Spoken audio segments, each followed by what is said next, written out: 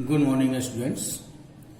हमने पिछले क्लास में लोकल सेल्फ गवर्नमेंट के बारे में पढ़ रहे थे। हम लोकल सेल्फ गवर्नमेंट में हमने देखा था कि रूरल लेवल पे कौन कौन सी ऑर्गेनाइजेशंस होते हैं, इंस्टीट्यूशंस होते हैं जो कि काम करते हैं लोकल सेल्फ गवर्नमेंट के रूप में। जैसे कौन कौन थे? ग्राम पंचायत, ब्लॉक समिति, जिला परिषद। इसके बारे में हमने पढ़ लिया है, देखा है हमने। और आज हम देखेंगे म्यूनिसिपैलिटीज के बारे में, जानेंगे कुछ म्यूनिसिपैलिटीज जो कि अर्बन लोकल सेल्फ गवर्नमेंट के रूप में काम करती है। अर्बन मीन्स शहरी क्षेत्र। ये म्यूनिसिपैलिटीज की स्थापना शहरी क्षेत्रों में स्थानीय स्वशासन के रूप में इसकी स्थापना की जाती है। ठीक है, तो ये म्यूनिसिपैलिटीज की स्थापना कहाँ होती है? अर्बन सिटीज में, शहरी क्षेत्रों में, अर्बन एरिया में। ठीक है, और म्यूनिसिपैलिटीज को हम लोग तीन भागों में बांट सकते हैं कि म्यूनिसिपैलिटीज के तीन पार्ट हो जाते हैं। एक होता है नगर पंचायत, जो कि कहां पे लागू होता है, कौन से शहरों में लागू होता है? जो कि शहर changing from rural to urban, जो शहर अभी रूरल एरिया से अर्बन एरिया की तरफ चेंज हो रहे हैं, वहां पे नगर पंचायत की स्थापना की जाती है, जो कि म्यूनिसिपैलिटीज का ही एक पार्ट है। सेकंड नंबर पे आता है म्यूनिसिपल काउंसिल। और म्यूनिसिपल काउंसिल की स्थापना कहां होती है? म्यूनिसिपल काउंसिल की स्थापना होती है जहां की पॉपुलेशन लेस देन 10 लाख हो, मतलब 10 लाख से कम जनसंख्या वाले शहरों में म्यूनिसिपल काउंसिल की स्थापना की जाती है। ठीक है, and third is municipal corporation. Municipal corporation की स्थापना की जाती है जहां पे 10 लाख से ऊपर की जनसंख्या है। जिस शहर की जनसंख्या 10 लाख से ऊपर की है, वहां पे म्यूनिसिपल कॉर्पोरेशन की स्थापना की जाती है। जैसे कि बड़े बड़े शहरों में होता है, जैसे कानपुर, चेन्नई, दिल्ली, मुंबई, कोलकाता, पटना, यहाँ पे म्यूनिसिपल कॉर्पोरेशन की स्थापना की गई है क्योंकि यहाँ की जनसंख्या 10 लाख से अधिक है। तो अब म्यूनिसिपल कॉर्पोरेशन के बारे में हम लोग जानेंगे। इसको नगर पंचायत, म्यूनिसिपल काउंसिल को अभी छोड़ देंगे। म्यूनिसिपल कॉर्पोरेशन के बारे में हम लोग को जानना है। तो इसके मेंबर्स का इलेक्शन होता है, इलेक्टेड होते हैं। जो म्यूनिसिपल कॉर्पोरेशन का जो मेंबर होंगे, सदस्य होंगे, इनको जो उस सिटी के अंदर जो भी रजिस्टर्ड वोटर्स होंगे, जिनका नाम वोटर लिस्ट में होगा, तो उनके द्वारा म्यूनिसिपल कॉर्पोरेशन के मेंबर का इलेक्शन किया जाएगा, इलेक्टेड किया जाएगा। ठीक है, और इस इलेक्शन, म्यूनिसिपल कॉर्पोरेशन के इलेक्शन में कौन खड़ा हो सकता है? जिन व्यक्ति की उम्र 21 वर्ष या उससे ऊपर है, वो इस म्युनिसिपल कॉर्पोरेशन के इलेक्शन में खड़ा हो सकता है या उसका इलेक्शन लड़ सकता है। City divided into small areas called wards. Each ward elect one representative called councillor. जो बड़े बड़े सिटीज है तो एक आदमी को उसका एडमिनिस्टर करना कठिन होता है, इसलिए जो बड़े शहर हैं, बड़े शहरों को छोटे छोटे वार्ड्स में बांट दिया जाता है। छोटे छोटे वार्ड के एरिया में बांट दिया जाता है और हर एक वार्ड का एक रिप्रेजेंटेटिव चुना जाता है, एक प्रतिनिधि चुना जाता है, जिसको कि हम लोग काउंसिलर कहते हैं। काउंसिलर हिंदी में पार्षद।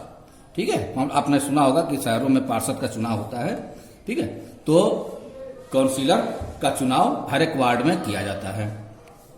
Some seats are reserved for SCs, STs, OBCs and women।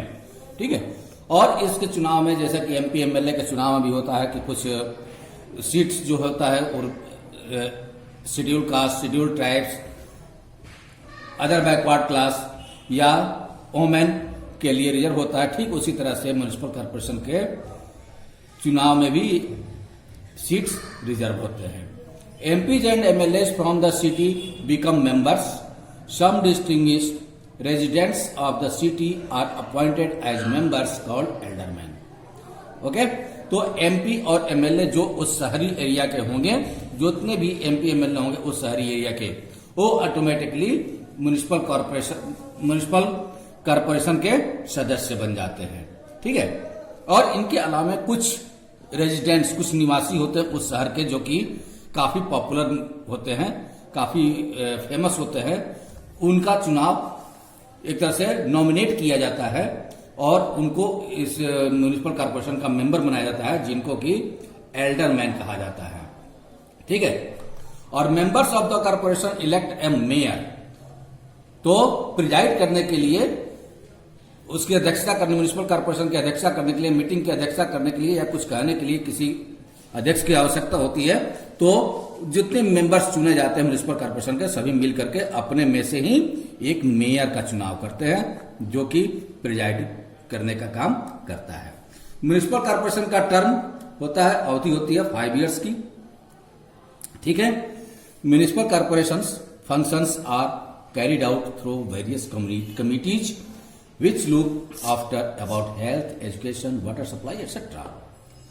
Means municipal corporation जो है उसके कई सारे काम हैं, और ये सब काम वो कई सारे कमिटीज के द्वारा, म्युनिसिपल कॉर्पोरेशन के द्वारा कमेटी बनाई जाती है, और उन कमेटीज के द्वारा म्युनिसिपल कॉर्पोरेशन जैसे कि विभिन्न विभागों के काम को देख रेख करता है, जैसे कि हेल्थ डिपार्टमेंट हो गया, एजुकेशन डिपार्टमेंट हो गया, वाटर सप्लाई डिपार्टमेंट हो गया, इन सब का काम देखती है कि क्या शहरों में ये सब की व्यवस्था हो रही है, नहीं हो रही है। The state government appoints a municipal commissioner to look after the functioning of the corporation. अब यहाँ पे गवर्नमेंट को कैसे पता चला, गवर्नमेंट अपनी पकड़ कैसे बना कर रखेगी, क्योंकि सारे लोग मेंबर्स तो पब्लिक के द्वारा चुने जाते हैं। ठीक है। लेकिन गवर्नमेंट चूंकि एड देती है, गवर्नमेंट उसको सहायता देती है, तो उसके लिए गवर्नमेंट का भी पकड़ होना चाहिए। तो गवर्नमेंट क्या करती है, अपनी तरफ से एक सरकारी कर्मचारी, जिसको कि म्युनिसिपल कमिश्नर कहा जाता है, का अपॉइंटमेंट सरकार अपनी तरफ से करती है। ठीक है। The officers in charge of various departments assist him, और उस शहर के जितने भी डिपार्टमेंट्स हैं, उसके जो हेड होते हैं, वो लोग जो भी इंचार्ज होते हैं उस ऑफिस के, तो उस डिपार्टमेंट के वो लोग म्युनिसिपल कमिश्नर का सहायता करते हैं, म्युनिसिपल कमिश्नर को सहायता देते हैं। ठीक है। अब हम देखते हैं म्युनिसिपल कॉर्पोरेशन के कार्य क्या है, फंक्शन क्या है। The municipal corporation arranges for the clearing away of garbage and maintenance of the drainage system. The municipal corporation should ensure that the collected garbage is disposed of in a suitable manner. तो शहरों की साफ सफाई, कचरे उठाना, garbage, कूड़े करकट सब की सफाई करवाना म्युनिसिपल कॉर्पोरेशन का काम होता है। म्युनिसिपल कॉर्पोरेशन का काम होता है ड्रेनेज सिस्टम को भी ठीक करवाना। ठीक है। नालियों को ठीक कराना, पानी जो निकलता है वो कहीं सड़कों पे न बहे, एक नाली के द्वारा बना करके एक सुटेबल जगह पे उसको पहुंचाना। जितने भी गार्बेज या सैनिटेशन की व्यवस्था करवाना भी काम है। जितने भी गार्बेज वगैरह निकलते हैं, जितने कूड़े करकट निकलते हैं, एक सुटेबल प्लेस बनाना जहां की उसको डिस्पोज किया जा सके। Municipal corporation looks after public health by running dispensaries and hospitals. It also checks adulteration of foods.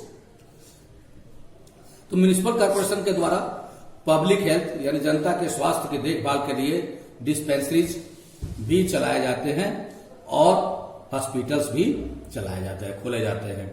और इसके अलावा जो फूड होते हैं, जो भोजन बाजारों में बिकते हैं, जो खाने की चीजें बाजारों में बिकती है, उसमें एडल्ट्रेशन को भी चेक करता है। एडल्ट्रेशन मीन्स मिलावट। मिलावट कुछ तो नहीं है, कुछ मिलावट करके तो नहीं बेचा जा रहा है, इसकी भी चेक म्युनिसिपल कॉर्पोरेशन के द्वारा की जाती है।